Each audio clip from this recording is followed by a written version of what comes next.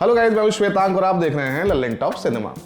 Animal में रणवीर के किरदार को कई सारी गोलियां लगी होती हैं। उनकी डॉक्टर बताती हैं कि इससे उनकी मौत भी हो सकती थी, मगर उनका एड्रेनलिन इतना हाई था कि उन्हें दर्द महसूस ही नहीं हुआ।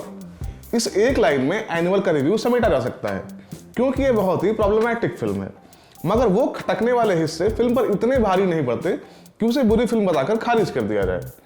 अगर आपने इस पिक्चर की टिकट खरीदी है, इसका मतलब आपको पता है कि फिल्म में क्या देखने को मिलने वाला है। ओवरऑल ये एंटरटेनिंग फिल्म साबित होती है। संदीप रेड्डी वांगा ने अपने करियर में 2 फिल्में बनाई हैं। टेक्निकली वो एक ही फिल्म है। वांगा की सबसे खास बात यह है कि वो जो कहना चाहते हैं वो कहते हैं, समाज और आइडियलिज्म की परवाह किए बिना। वो क्रिटिक्स से बिगाड़ के डर से दर्शकों से अपने ईमान की बात कहने में नहीं कतराते। आपको उस ईमानदारी के लिए उन्हें अंक देने होंगे, क्योंकि इंडिया में अभी के समय में शायद ही कोई ऐसा फिल्म मेकर है जो इतने रॉ और ऑथेंटिक तरीके से अपनी बातों को रखता है। मगर आप उनकी फिल्में देखते हुए ये भी फील करते हैं कि वो अपनी पिछली गलतियों से कुछ सीख ही नहीं रहे हैं। खैर, एनिमल की कहानी विजय नाम के एक लड़के के बारे में है। आई रिपीट, ये कहानी सिर्फ इसी लड़के के बारे में है।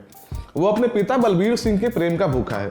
बचपन से यह चीज उसके जहन में घर कर गई है कि उसके पिता ने उसे उसके तरीके से प्रेम नहीं किया, मगर वो अपने पिता को बेटे के प्रेम की कमी नहीं खिलने देगा। एक बार बलबीर सिंह पर हमला हो जाता है। इसके बाद विजय पिता की सुरक्षा के नाम पर कत्लेआम मचा देता है। यह इस फिल्म की मूल कहानी है, जिसमें ढेर सारी हिंसा, अतार्किक किस्म का प्रेम, सनक, ईमानदारी और स्त्री विरोध के जरिए दिखाया गया है। वांगा की फिल्मों के नायक इमोशनली अनस्टेबल होते हैं। अच्छी बात यह है कि इस फिल्म में उसे कॉल आउट किया गया है। जिस तरह से दर्शक विजय को हैरत भरी निगाहों से देखते हैं, मसलन फिल्म में एक सीन है जब बलबीर अपने बेटे को कातर नजरों से देखता है। उसे एहसास हो चुका है कि उसका बेटा क्रिमिनल है, मानसिक रूप से परेशान है। इसके लिए वो खुद को रिस्पॉन्सिबल मानता है, मगर एक्सेप्ट नहीं करता, क्योंकि इससे उसकी मर्दानगी आहत हो जाएगी। एनिमल कई मौकों पर गॉड फादरिश फील देने की कोशिश करती है। आप दोनों फिल्मों के नायकों माइकल और विजय में कई समानताएं नोटिस कर सकते हैं। कुछ भी हो जाए, फैमिली पर आंच नहीं आनी चाहिए, या जीजा वाला एंगल जो है कमोबेश गॉड फादर की तरह कार ब्लास्ट वाला सीन यहाँ भी देखने को मिलता है। 50 शेड्स ऑफ ग्रे की माफिक यहाँ भी विजय अपनी प्रेमिका को फ्लाइट में लेकर जाता है। एनिमल के प्री टीजर में जो कुल्हाड़ी वाला सीन था, वो काफी हद तक पार्क चान वूक की ओल्ड वॉइस से प्रेरित लगता है। हालांकि इसे कॉपी पेस्ट नहीं कहा जा सकता, क्योंकि वांगा ने उसे और विभत्स और दमदार बनाने की कोशिश की है। एनिमल का फर्स्ट हाफ टाइट है, इसलिए लंबा होने के बावजूद वो खटकता नहीं है। कहानी एस्टैब्लिश होती है। 18 मिनट लंबा प्री इंटरवल सीन फिल्म में आग फूंक देता है।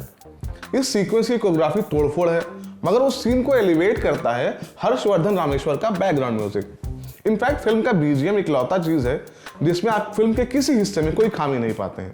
मगर सेकेंड हाफ में कुछ फैमिली वाले सीन्स ड्रैग लगते हैं, खासकर रश्मिका मंदाना के निभाए गीतांजलि के कैरेक्टर वाले सीन्स। संदीप वांगा की कोशिश रही है कि इस फिल्म को वो अपने स्तर पर पर्सनल और इंटीमेट रख सकें, मगर इसके लिए वो दुनियावी और तार्किक तरीके नहीं चुनते। यहीं से चीजें प्रॉब्लमैटिक होनी शुरू होती हैं। विजय और गीतांजलि एक ही स्कूल में पढ़े हैं, मगर सालों बाद विजय गीतांजलि से उसकी सगाई के दिन मिलता है और कहता है कि बच्चे पैदा करने के लिहाज से उसकी शारीरिक बनावट सही है। इस सब के बावजूद गीतांजलि उसे शादी करने को मान जाती है। फिल्म में एक और सीन है जो बहुत ही इंसेंसिटिव है। विजय एक फाइट में बुरी तरह घायल हो गया है, उसका इलाज चल रहा है। ऐसे में वो गीतांजलि के पीरियड्स और ब्लड लॉस की तुलना अपनी चोट से कर देता है। ये बहुत ही ऑकवर्ड सीन है, और फिल्म में ऐसे कई सीन और संवाद हैं जो आपको हैरान परेशान छोड़ देते हैं। रणबीर कपूर ने फिल्म में रणविजय बलबीर सिंह नाम का किरदार निभाया है। ये पूरी फिल्म पूरी तरह से उनके ही कंधों पर रखी हुई है, क्योंकि किसी और एक्टर को उनके सामने पनपने का मौका ही नहीं दिया गया। रणबीर ने धुआं उड़ा के रख दिया है। ये संभवतः बर्फी के बाद उनका सबसे अच्छा काम है। उनकी इंटेंसिटी डरावनी है। उनकी आंखें इस किरदार के भीतर घुसने में मदद करती हैं। वो किन भावों से गुजर रहा है वो आपको यही नजर आता है। बेसिकली आप इस रोल में किसी और एक्टर को इमेजिन ही नहीं कर पाते। इसमें जाहिर तौर पर राइटिंग और डायरेक्शन की बड़ी भूमिका रही है, मगर आप इस वजह से एक्टर का क्रेडिट नहीं छीन सकते। विजय के पिता बलबीर सिंह का रोल किया है अनिल कपूर ने। बलबीर और विजय के बीच जो भावनात्मक खाई है वो आपको दिखलाई नहीं जाती, मगर एक्सपेक्ट किया जाता है कि आप खुद समझ जाएं। प्लस बलबीर के किरदार की कोई बैक स्टोरी नहीं है। ऐसा लगता है कि this is Vijay's world, everybody else is just living in it. इसलिए अनिल की भी परफॉर्मेंस का स्कोप जाता रहता है। फिल्म के आखिरी सीन में आपको उनकी रेंज देखने को मिलती है, जहां उन्हें सिर्फ पापा पापा बोलना था। रश्मिका मंदाना का हिंदी एक्सेंट पूरा साफ नहीं है, इसलिए कई मौकों पर उनके डायलॉग साफ साफ सुनाई नहीं आते, जिसकी वजह से उनकी परफॉर्मेंस के नंबर कट जाते हैं। बॉबी देओल को संदीप रेड्डी वांगा ने जिस तरह से वेस्ट किया है, उसके लिए उन्हें अलग से एक अवार्ड मिलना चाहिए। फिल्म में 2-3 एक्टर्स हैं जो कम स्क्रीन टाइम के बावजूद चमकते हैं।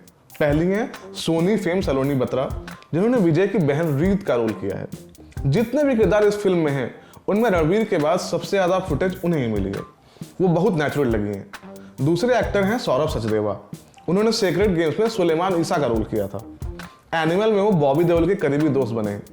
फिल्म में बमुश्किल उनके 2-3 सीन्स हैं। इसमें उन्होंने साबित कर दिया है कि अगर आप अच्छे एक्टर हैं तो एक सीन में भी आपका काम नोटिस में आ जाएगा। तीसरी एक्टर हैं तृप्ति डिमरी।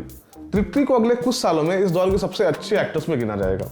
इसकी शुरुआत लैला मजनू और बुलबुल से हो चुकी है। एनिमल में उनका रोल कुछ खास नहीं है, बावजूद इसके उनका काम बहुत इंप्रेसिव है।